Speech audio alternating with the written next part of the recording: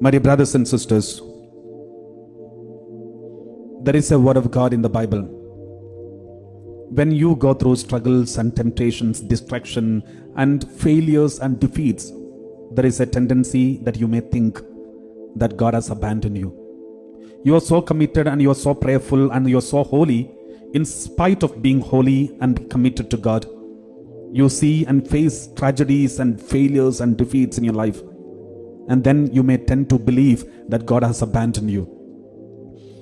You will see a person in the Bible, the Old Testament, Joseph. He was a good man.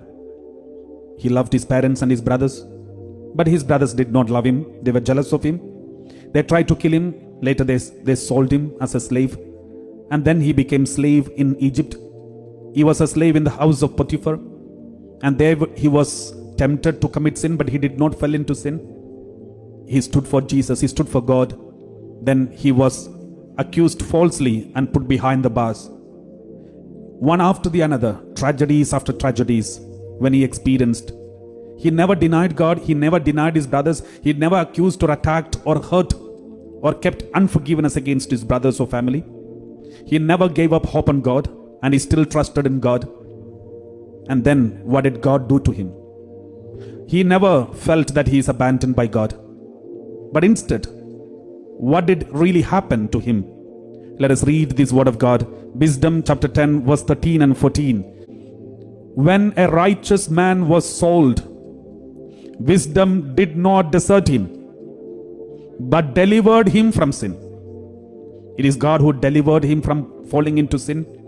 When he was sold, God did not desert him, and God descended with him into the dungeon. When he was imprisoned, God was with him in the prison. When he was thrown into the pit, God was with him in the pit. And then when he was a slave, God was with him in his slavery. And when he was in prison, she did not leave him. And then what did God do then? It is not enough that he just be there in the prison, in the dungeon, in the pit. But God did one more thing. Until God brought him the scepter of a kingdom and authority over his masters, God was with him. Until God brought him the scepter of a kingdom and authority over his masters, God never abandoned him, never deserted him, never left him. Those who accused him, she showed to be false. And she saved him and gave him everlasting honor.